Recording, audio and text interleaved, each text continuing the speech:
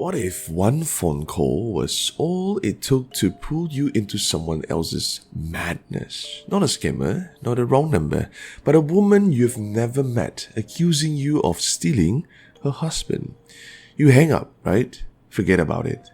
Well, that's what this person thought too, until the shadows in her house started moving, until her dreams were no longer hers, until she realized she had become invisible to the living around her. Good evening, fellow creeps. Welcome to another episode here on Creepy with Coffee. I'm Kim, your storyteller. Well, tonight we're going to talk about how jealousy, suspicion, and something far darker, Ilmu Hitam, or black magic, nearly destroyed the person who told us this story. Let's get into it. This is Creepy with Coffee. What I'm about to share isn't just a story, it's a warning. It may not sound like your typical horror tale full of ghosts and shadows, but believe me, the kind of terror I went through was real. And it's the kind that creeps into your life slowly, quietly, until you can't tell where the ordinary ends and the nightmare begins. This happened to me just last year. I had just landed a new job as an HR officer at a company in Sri Kembangan.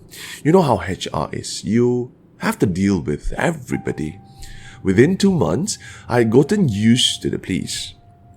My colleagues were friendly enough, and we often went out for lunch together. Men, women, married, single. I didn't really pay attention to the men because most of them were already married. The few single guys were usually assigned to site for work, rarely in the office. And besides, I already had a boyfriend.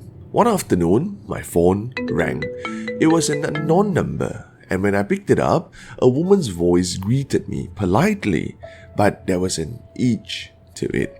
She introduced herself as the wife of Mr. Herman, not his actual name, one of my colleagues. I was caught off guard. Why would Mr. Herman's wife call me?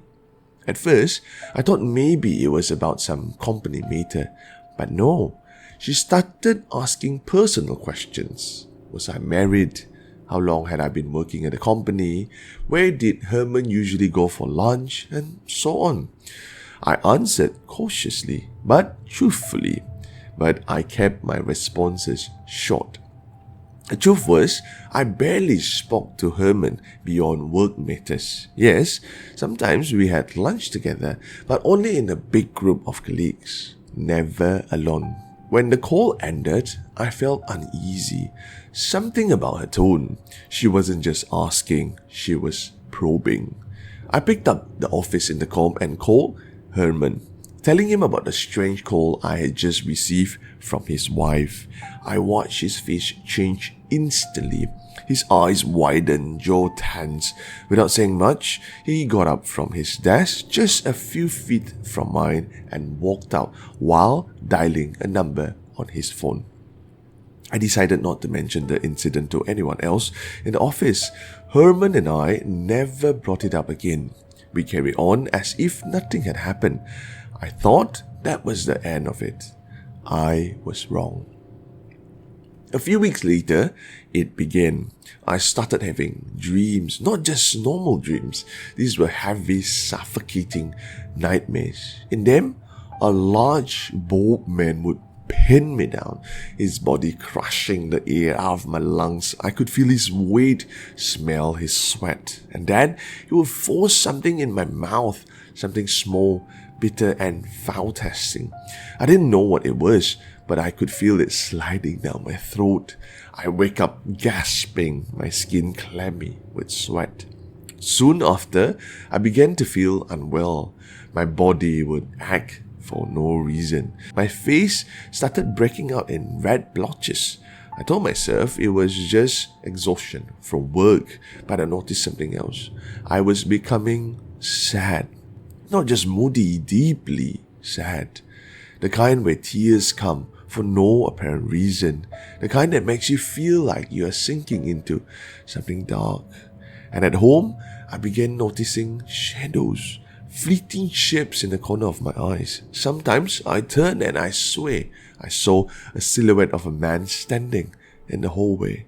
In my bedroom, I feel the presence of someone else in my room while I lay in bed, unable to move. And at the office, things took an even stranger turn.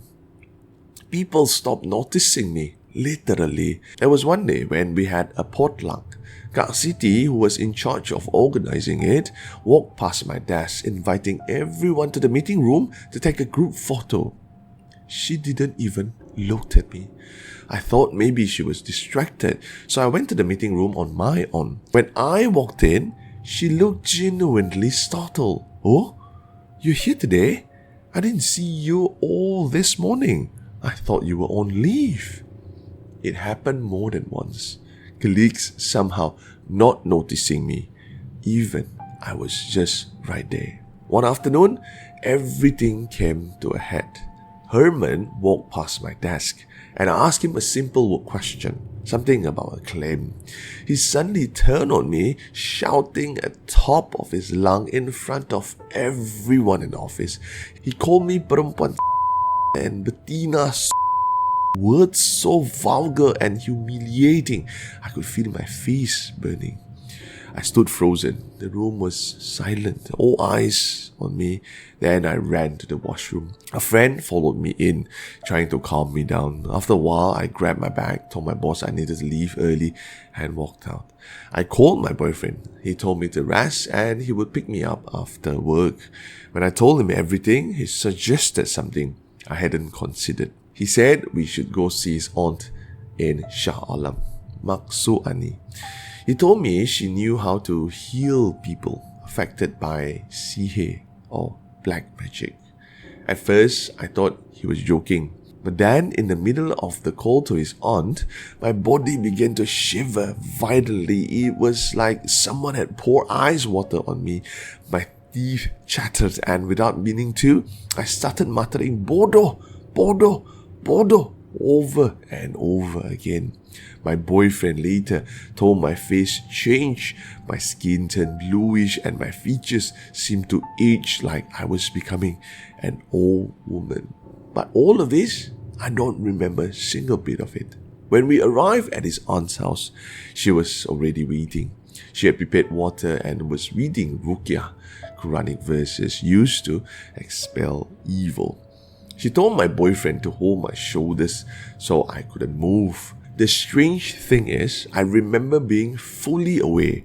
I could see her lips moving as she recited the verses, and I remember having this strong urge to spit on her. Then, nothing. I blacked out. When I woke up, I was lying down. A glass of water was placed in my hands, and I drank it greedily. It was like I hadn't had water in days. I asked what happened. Maksu Ani told me I had been attacked. "Someone sent something to you," she said. "It was done using your profile photo." The moment she said it, my mind went back immediately to that phone call from Herman's wife. "She accused you of having an affair with her husband," Maksu Ani continued. "But then when I checked Herman's full name, I can tell you this. She has feelings for you.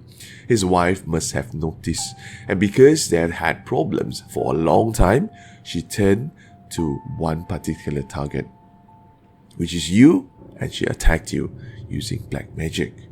Maksu Ani told me she had removed everything that was sent to harm me, but she warned me, this kind of person doesn't stop easily." After that night, I made up my mind to find another job. Even though I felt better, the symptoms came back occasionally. Migraines, sudden sadness, feeling watched. I knew she wouldn't stop as long as I stayed in that office. Within a month, I got another offer. The location was far from my rented place, but I didn't care. I just wanted out. On my last day, I asked Herman if we could talk privately. I told him everything about the dreams, the shadows, the healing. He didn't deny it. He even admitted that he suspected his wife might have done something. In the end, he apologized for both himself and his wife. It had been 11 months since I left that place. I'm in a new job now. My health is better. My life feels normal again. Okay, for today's story, actually I wanted to say that it is actually kind of sad.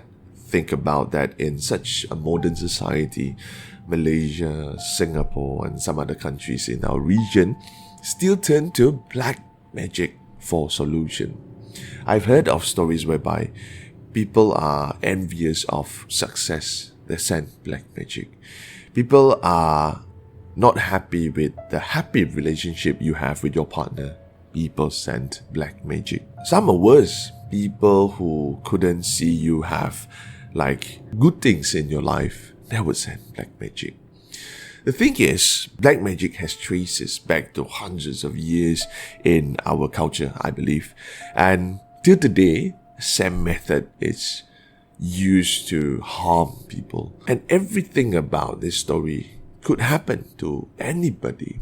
And after being for quite a while on producing content such as this, I somewhat come to a conclusion that actually ghosts or shadows that we read and heard about sometimes are not the worst that we have seen.